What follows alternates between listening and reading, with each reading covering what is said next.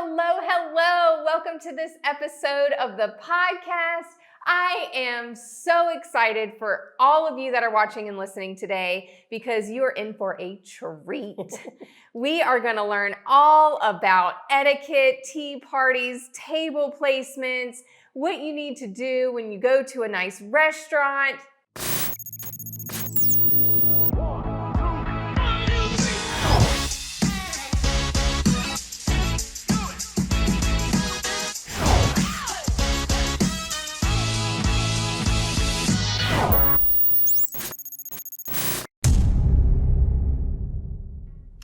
Without further ado, introduce yourself. Hello, everybody. My name is Yvette Bethel, and I am a certified etiquette consultant.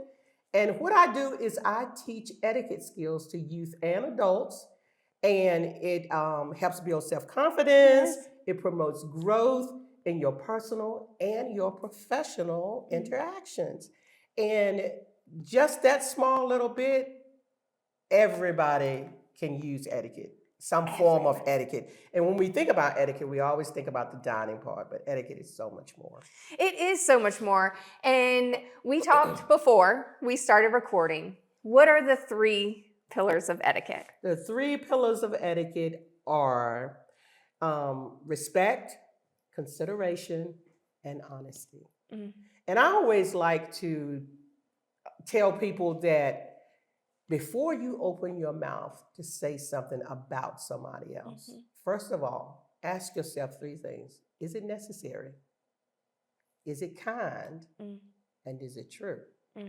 Because if you can't answer those things honestly, sometimes you need to keep your mouth shut. Yes. Because we don't want to, discredit anybody, because sometimes some things are just not worth repeating. So. Oh, yes, you're speaking to me. And, you've gone through the certification process to become certified in etiquette. You do amazing things for our community, and I want everyone to know what you do because you are helping our youth in the community, you're helping our seniors, and you are just helping people in general learn how to communicate better and to just have that camaraderie. And I want to talk about that. So first, before we get started in this amazing table setting and what we're going to do here, tell us what got you started in this. What enticed you to say, I want people to learn about this stuff? Well, about 5 years ago, my husband and I went through foster parent training, and we thought we were going to have to wait months before we got a child. Within 2 weeks, we got the call. And, a lot of times we feel like we're teaching our kids manners, good manners. But as children came into our home, I noticed that they were lacking some of those skills. Just simple skills like thank you, please. We take it for granted because it comes automatic to us. I mean, you think about it with a little child. I don't know if you all have kids or not, but with a little child, when you give them something, you say, what do you say? Thank you. So parents are the first etiquette trainers because we are actually teaching them what to say. But, and then you meet people from all walks of life. Yes. And you realize that some opportunities, some things in some children's lives, they were not able to flip the light switch on and the light come on. Wow. Simple things like that. So I'm enjoying being a foster parent. I'm enjoying meeting new kids, meeting new people, and anything that I can do to kind of like incorporate growth. Yes. Whether it's, physically, whether it's mentally, I'm all for it. And just going through the process of etiquette training really opened my eyes up. There were a lot of things that I thought I knew, but I realized that I didn't know. So I'm a believer that once you learn something, you teach it and you bring somebody else along with you. Yes. So. And so you started teaching this. Then you decided, okay, I want to become certified. What goes into that? Well, let me put it this way. If you have been away from school for a long time, and you decide to go back, expect the challenge. I am 63 years old. And I did not get certified until I was 61. No, yeah, 61. Yes. Very challenging. Yeah. I realized that my attention span was not as Mm. great as it used to be.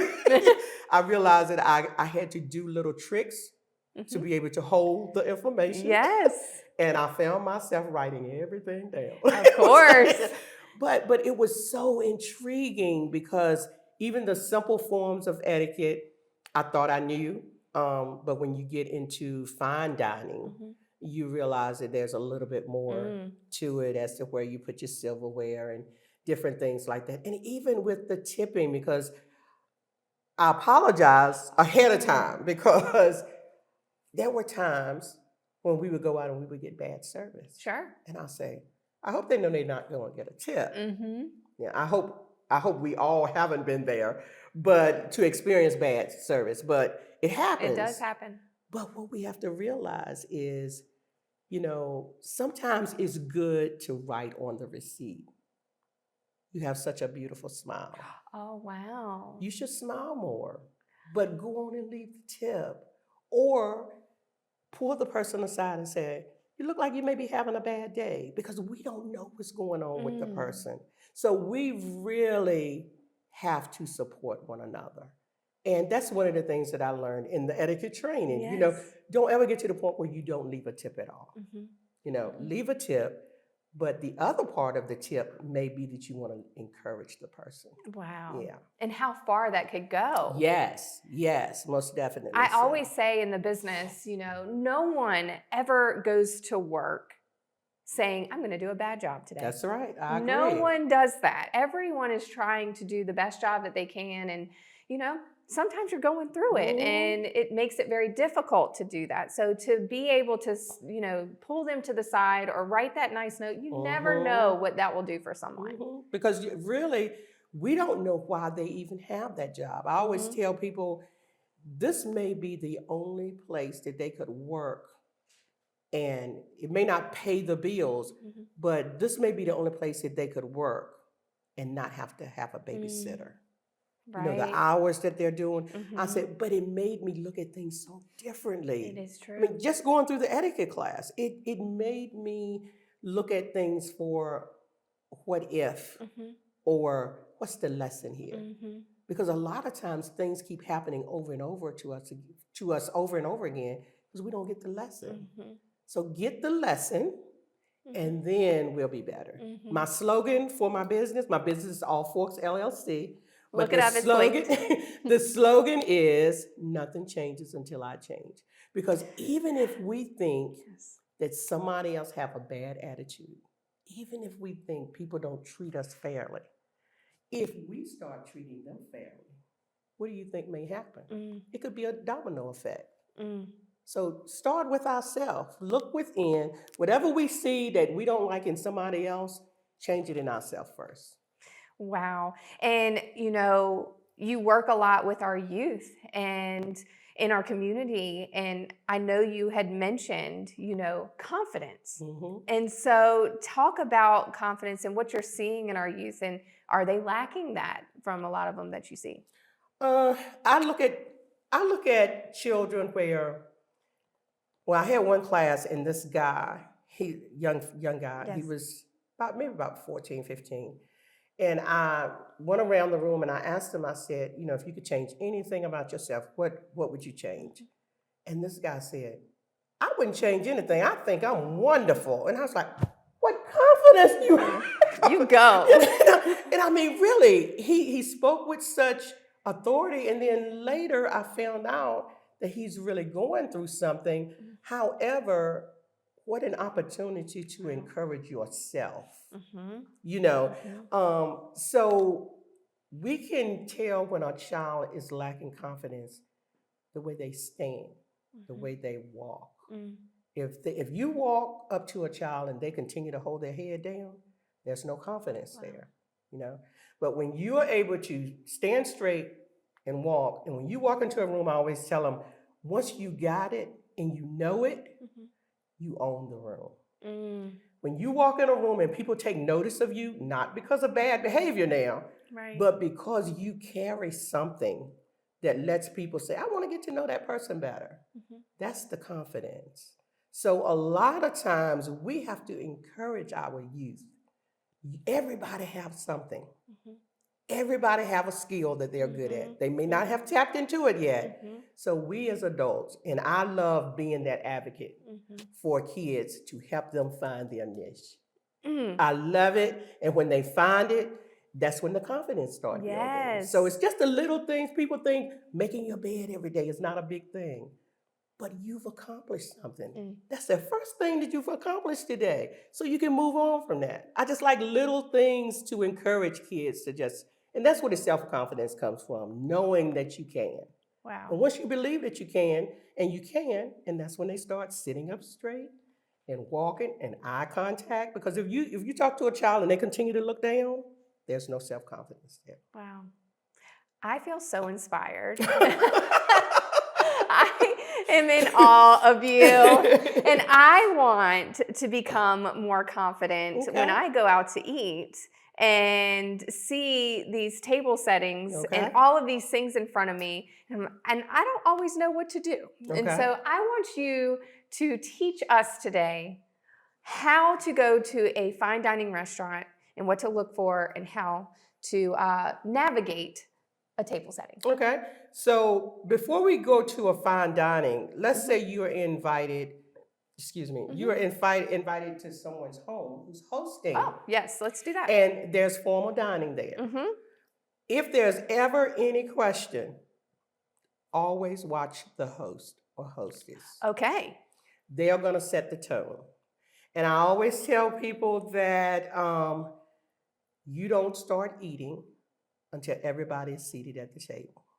If you're in a restaurant and you're at the table with a group of people, you don't start eating until everyone has received their food. That's major. That's major. Yes. Because this is one point that I want everybody to get from this if they don't get anything else. And that's even with a hostess at home or in the restaurant. Eat with your group. Do you know what I mean by that? That means don't gobble your food so fast that everybody else is still eating and you're sitting back waiting for everybody else to finish. Yes. You should be able to govern yourself accordingly to how everybody else is eating. Don't move to the next course until the other people at your table are finished so everybody can finish eating together. Then you have your conversation. But if somebody's gobbling their food down, they're going to get restless after a while. Yes. And the next thing you know, they're ready to go. So always remember, whatever group of people you're with, and you should be the one to set the tone. Whether you're the host or a hostess, look at everybody else and see the rhythm that's going with the food. I always like to point that out. I think I forgot I think that's amazing. And what do you do when you're at a restaurant and everyone has their food, you don't have yours yet, and you tell them, go ahead, don't wait for me? Because I tend to do that. What am I supposed to do in moments like that? You're really supposed to wait. Yes. Or if I have my food and someone else, and they're like, oh, go ahead. Because I always feel bad that they're waiting. Yeah, but that's the server's fault. Yes. And the cook's fault. Because really all of the food at that table is supposed to come out together. Close to it anyway. If you really want them to go ahead, find out how much more longer. Okay. That's a good idea. It's going to take for your food. Yes. But most of the time, only because you're feeling bad, because you're uncomfortable for them. They're okay, probably. Probably. But consideration, remember the three pillars? Yes. Consideration. So you're being considerate by saying that. So now we're in a fine dining restaurant, right? Okay. So your table should be set according to how many courses you have. Okay. So right now we have a salad fork and we have a dinner fork. So that means that you will have a salad before your meal.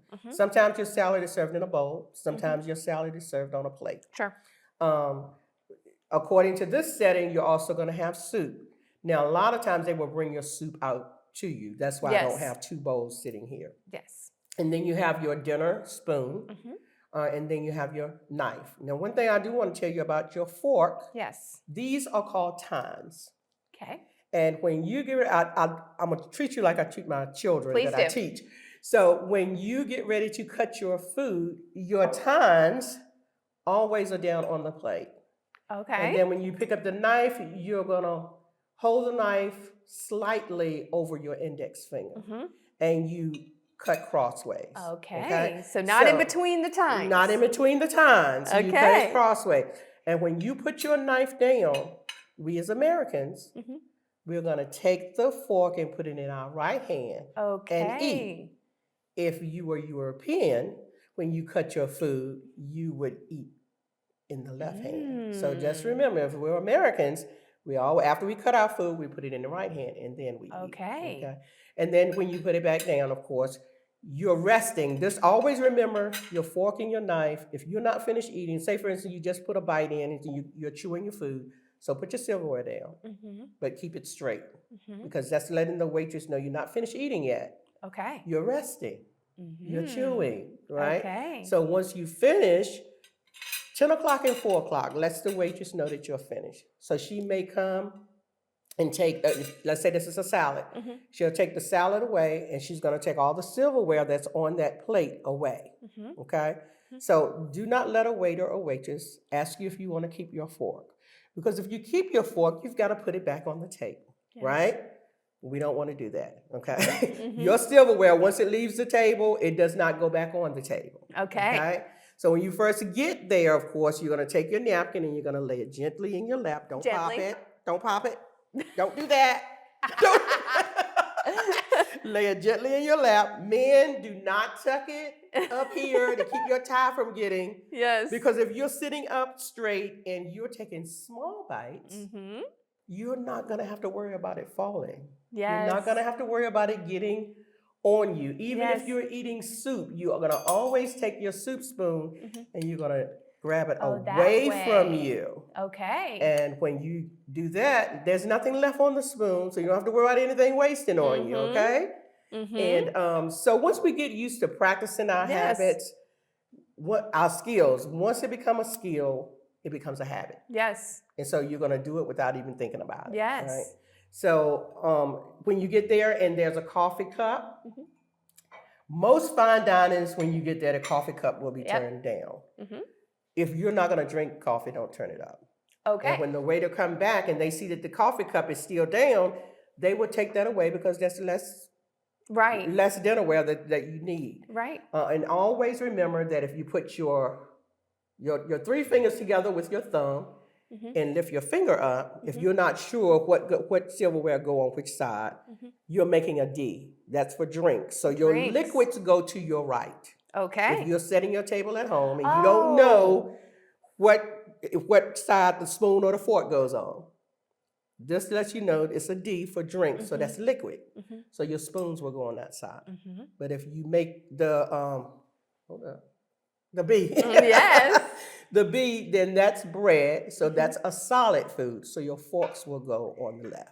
And that is so important because I've been at tables before where it just looks like a lot of glasses. And I'm like, is this mine or is this mine? And so it's always on the right. You take the glass on the right. Yeah, and if they have it set up for wine, your wine will be furthest out to the right. Okay. And your water glass will be here. People think that the wine glass is the biggest. It's not. But sometimes they will have both glasses the same size. And you're okay with that. Okay. But most of the time, if it's a wine glass, they will have a wine glass. And then they'll have this as the water glass.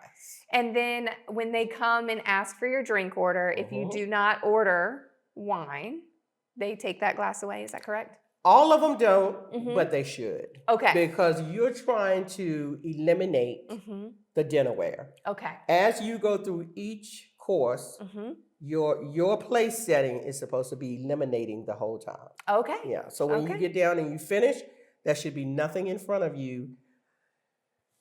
You're going to take your napkin, you're going to tuck it under your plate to let the waiter know that you are completely done. That lets them know. That lets them know. Okay. However, if the meal was good, you're going to turn those tines to your right and the knife, and that lets them know, perfect. You did a great job. I love that. And anytime you have to leave the table, if you have to go to the bathroom, you take your napkin, leave it somewhere on your chair. It can be the arm or it can be the seat. Never put it on the table until you're finished. Okay. And tell me about bread.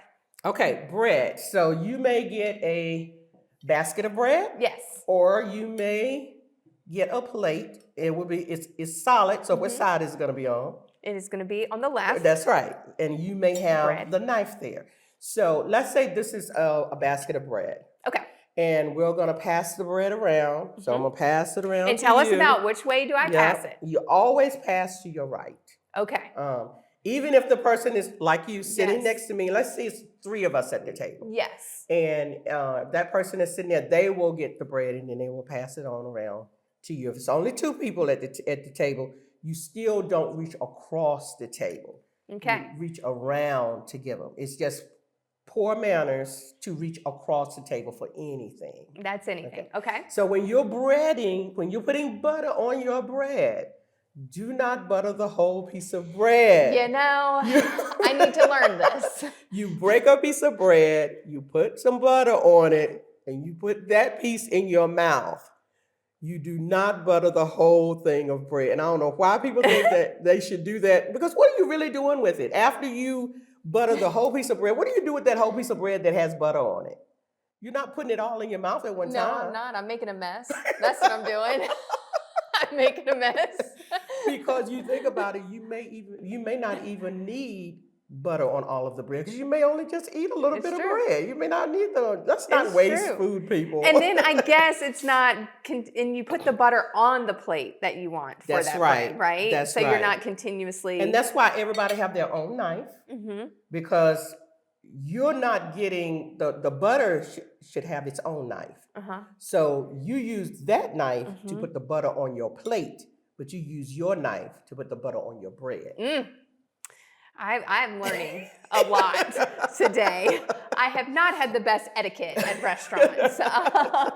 When we know better, we do better. Yes, I am learning today. That's the first step, so I can continue doing this. That's right. And so when you are done with your meal, you've said it's great, and you have nothing else at the table, it is now time for dessert. Conversation? Well, dessert. Tell me about dessert. How did I Because forget? remember, we were talking about the waiter or waitress asking you if you want to keep your fork. Yes. No, you do not want to keep your fork, because if you are having dessert, you should have a fork and a spoon, or if you're just having cake or pie, you'll just have the fork. But if you're having ice cream, you'll have a spoon and a fork, because you may have ice cream and cake. But if you know for a fact that all you're having is pie or cake, or you'll only have a fork up there. Okay. So don't keep your fork when they come and take your salad plate away. Sure. Or your dinner plate away. Don't keep your fork if you see this fork. If you don't see the fork and they ask you if you want to keep your fork, say no. Because when they take that plate away, you have nowhere to put that fork but back on the tablecloth. And no silverware goes back on the table at no point. And what do I see? Once you take it licking off the table and putting it back down. Once you take it off the table, do not put it back on the table. Okay. And then it's time for dessert. And you finish dessert. And so you then put your napkin on the table and let everyone know you're done. And then it's time for conversation. That's right. That's right. Everybody should be finishing their meal at the same time. And tell me about etiquette when it comes to pocketbooks and those type of items. You know, a lot of women, cell phones. A lot of women struggle with that, the pocketbook thing, because you can see people looking around to see what are they going to do with their pocketbook. First of all, if you're doing fine dining, there's no need for a great big Michael Kors or Coach or Louis Vuitton. Don't bring the big bag. Don't bring the suitcase. We're proud of that. Please don't bring the suitcase. All you need is a little clutch or a purse, small purse, and that purse goes behind you in the chair. Once you take it and push it all the way down to I call it the beginning of your back, this causes you to sit up straight, which is how you're supposed to be sitting anyway, right? So, and one other thing, I'm glad you mentioned that. Do not put your elbows on the table. Oh, okay. The elbow thing came from the way they used to make tables years ago. You know, they were not good at making tables. So when you put your elbows on the table was lean to you and knocking everything off. So that's the reason why people say, do not put your elbows on the table. But it's okay to put your wrists on the edge of the tables. And you'll see people sitting there they may be talking or whatever, but they have their wrist there, but you will not see them with the elbows on the table. Okay, so it's fine to put the wrist on the table. Okay. But even with the purse, you put that back there behind you, and that causes you to sit up straight, and it also have you with good posture, you know? Yeah. Okay. And I'm learning a lot today. And the communication piece is so important. And everyone carries a cell phone now. And when I go to restaurants, I have mine right here. I see this or this or this at lots of restaurants. Tell me about that. But you know, germs are all over that cell phone. Oh, right? I just put them all over the table. And you just put it on the table. Yes. But the most important thing for me is that you're taking away from the company that you have at the table with you. You know, whatever is going on or whoever's calling you, I can promise you, even if it's an emergency, it's nothing you can do about it at that moment. At that immediate moment, So true. even if they're in jail, they just gonna have to sit there until you get there. I mean, think about it. It's no way. So just remember, when you're dining, it's about the people at the table with you. You know, even when I go out and I dine by myself, and let me just make this perfectly clear, it is okay to take yourself out to dinner. Get dressed up, go and get you a table, and let somebody wait on you, especially if you've had a bad day. Yes. It's okay. That's part of your self-care. Yes. Is to let somebody else wait on you. Go on and do the 5-course meal if you want to, if you can afford it. Go on and get the 5-course meal. Let somebody take care of you. But with the cell phone, honestly, it's more about showing the people at the table how you feel about them. Because if you're sitting there, even if you're talking, Alyssa, and I'm sitting here on my phone, I have no eye contact with you.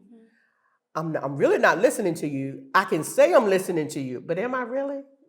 No, not at all. Not if I'm doing this, you know? And I always tell my kids, when I say my kids, I mean the etiquette training. Yes. I said, next time you go out to a restaurant, while you're waiting for your food, I want you to look at every table in that restaurant and tell me how many people that's actually on their cell phone. You would be surprised. Yeah. I've done it before. You cannot look at not one table where no one at that table does not have their phone out. Wow. What does that say about us, though? It does. It's not okay. I mean, we're getting from communicating. We already live in a microwave age where we want everything immediately. Definitely. But when you're going out to dinner, or even if tea time, that's your time for whoever is at the table with you. Don't diminish it by taking away from it by using a cell phone.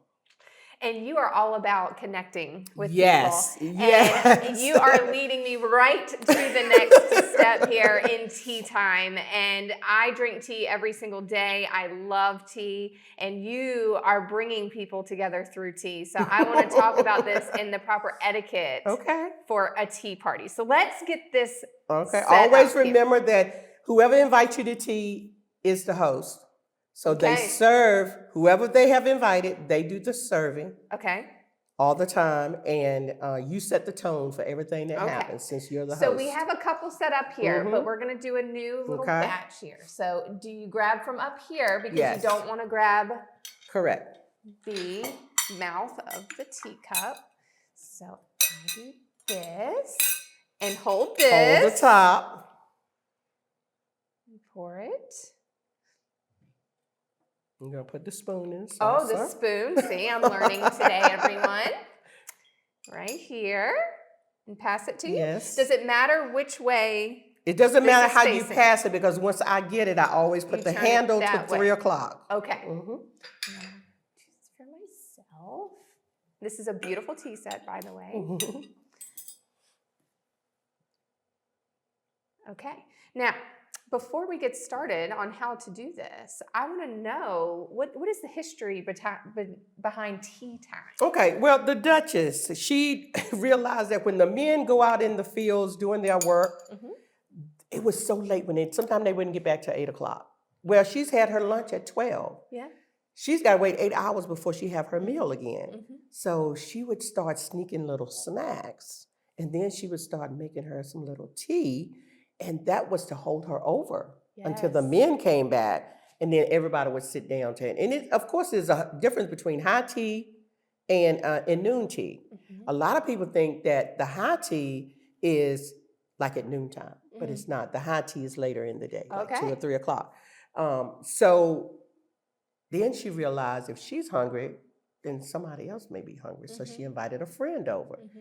And that's where the tea parties originated. But like I said, now we have rainbow teas. Yes. We have all different kind of teas. Yeah. But we're getting away from what the tea stands for. It's not, now you can drink all different kinds of teas. You can drink supplemental teas for your health. But tea time itself is not about the tea.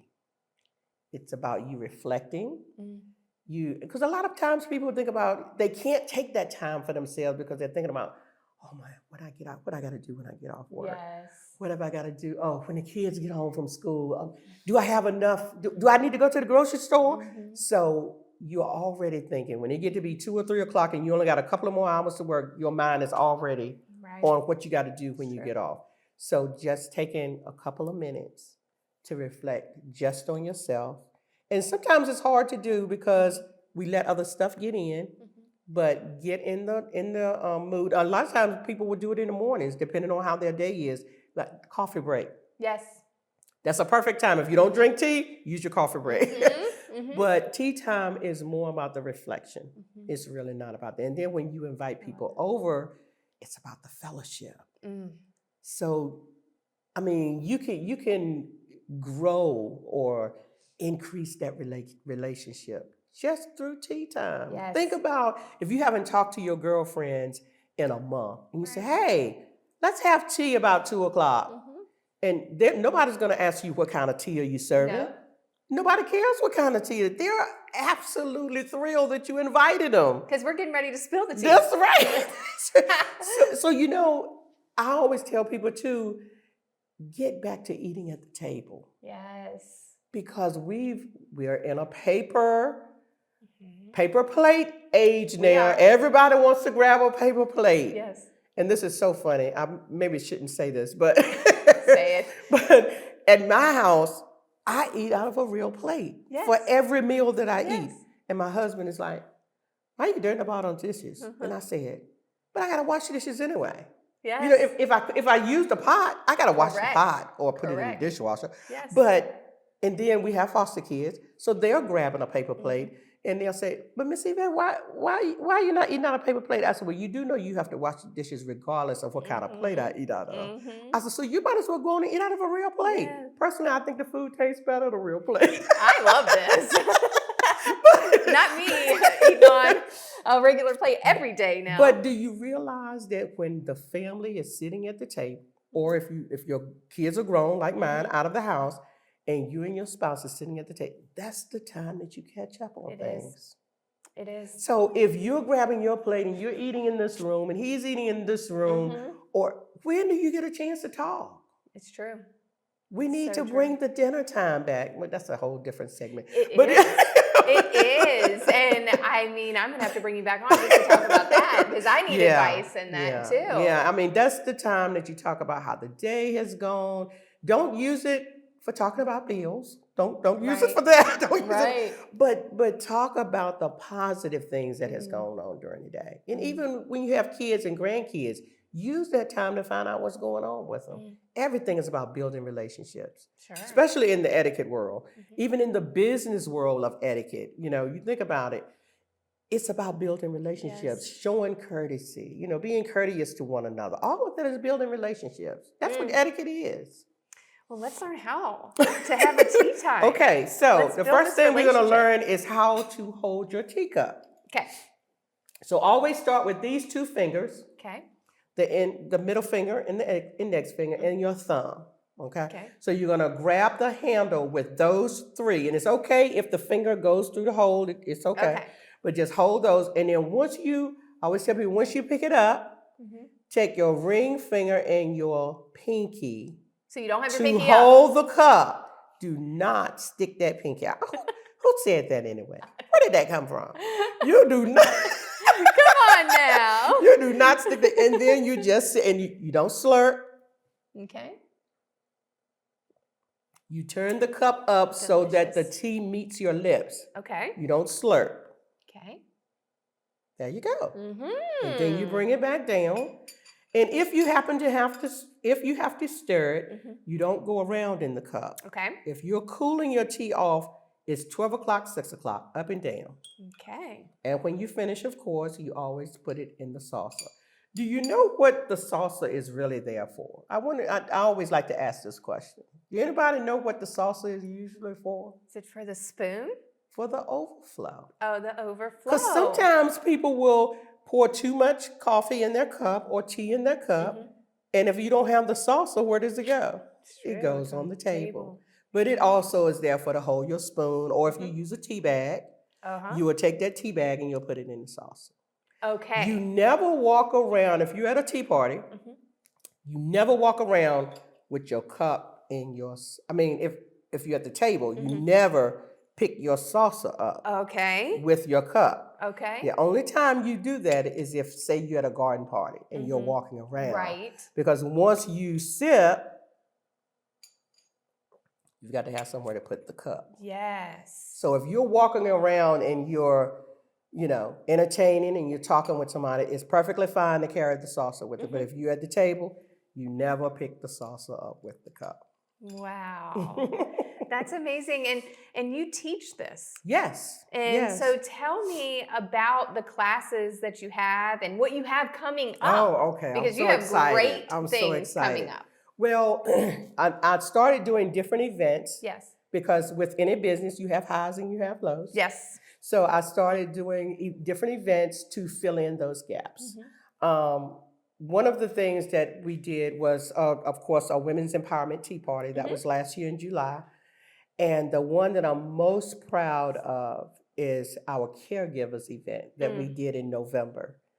And it focused on the mental health awareness in men, self-care, self-communication. And when I say self-communication, a lot of times people talk about communicating with others, but what do you say to yourself? Wow.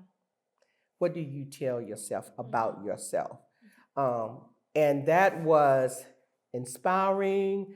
It was enlightening, eye-opening, all of the above. And the feedback that I got from that was, this got to be an annual thing. And the best part about it is there were organizations that sent their staff, which I thought was awesome. It's amazing. Because you don't ever know who's going through what. You can't help anybody else if you can't help yourself. In other words, you can't pour from an empty cup. Yes. There's nothing in it, so you have nothing to give. Yes. And that was one of the things that we focused on at the event.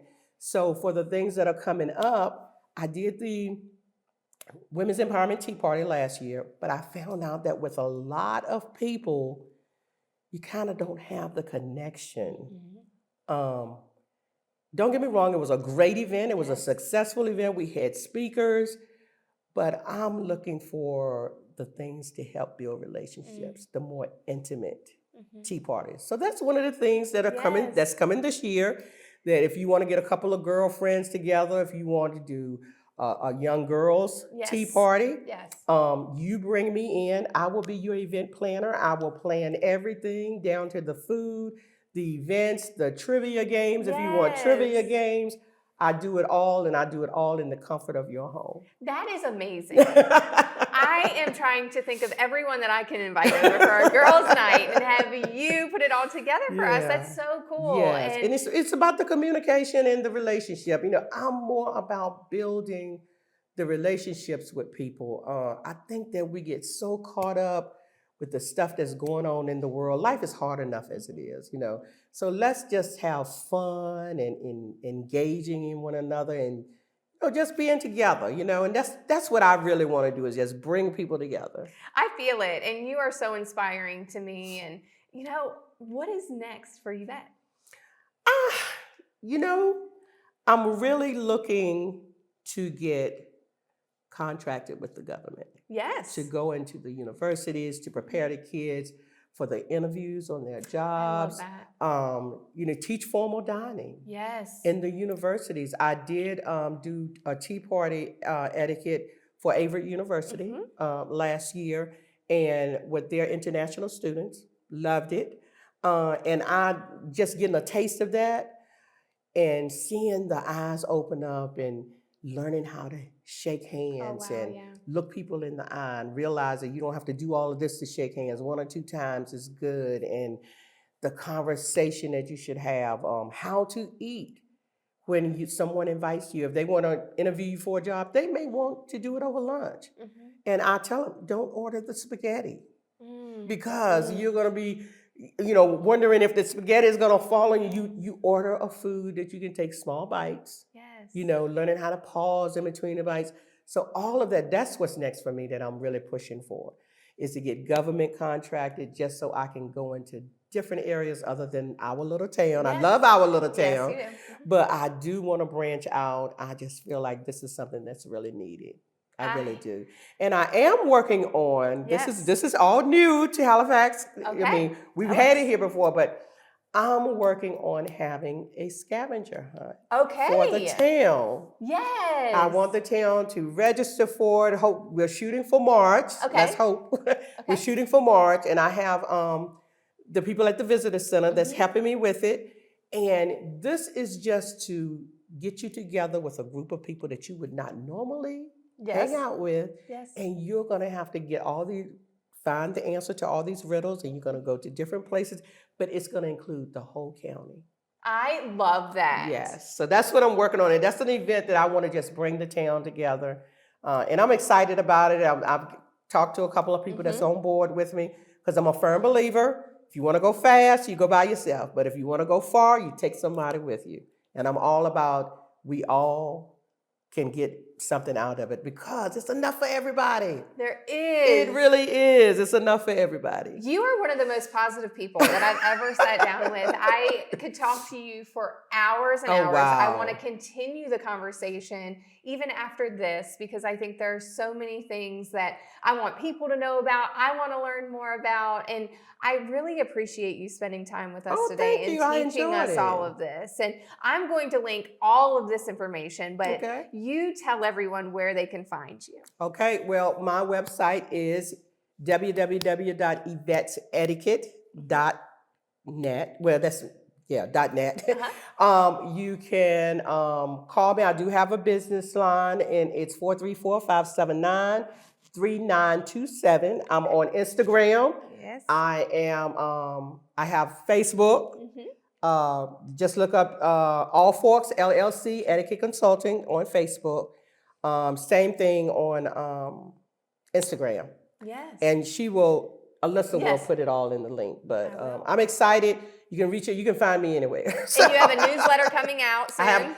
Go to my webpage and sign up under Keep Me in the Loop. Okay. And you will automatically get the newsletters that goes out between the first and the second week of every month. Okay, and that lists everything that you have going on. Lists everything that I have going on. And you've talked so much about fellowship and conversation and communication. So we actually end every episode with you picking one of these cards and answering the question. So I have to read it or you have to read it? You read it. Okay. What do you remember about the homes your family has lived in? Okay, so the biggest thing for me, now when you say your family, do you mean my immediate family or my childhood family? Whatever you want to pick. Now, the thing that I remember the most about my husband and I, the previous house that we lived in, it was right down below where my brother lived. Yes. And it was a house that had rooms enough for everybody to come and just lounge. And for anybody who knows me personally, knows I'm all about family. Yes. And we had a screened-in porch there, and there was a grill built into the chimney on the porch. Cool. And it was like the best thing for a family to just come and hang out. Don't have that at this house. But to me, when I think about that house, that's what I think about, that it was a place that my family could come How and we all would amazing. just hang out on the porch Yes. and talk about nothing and talk about everything. Memories. Yes, Memories yes, I love forever. that. I Thank love you for that. answering that. And I think this was the perfect question for you that goes with the whole theme of this, and that is family, fellowship, communication, connection. And you are doing that in our community. I love that you are speaking into existence, that you're going to go so much farther than that, because I believe it and I can't wait to watch it. Oh, thank you. I appreciate you spending time with us today and sharing all of your knowledge with us. I can't wait to see everyone out at restaurants following these rules and being so proper and doing things the right way. Thank you for being such an Oh, thank you for inspiration. having me. I appreciate Yes. it. And everyone, click the links. You want to get to know her. You want to follow her. You want to go to her events. And, I will link it all here. And thank you so much for listening to this episode of Hello, Hello. We will continue bringing you great content like this. Tell us what you love about this. We'll continue bringing it to you. And we will talk to you next week. Bye. Bye.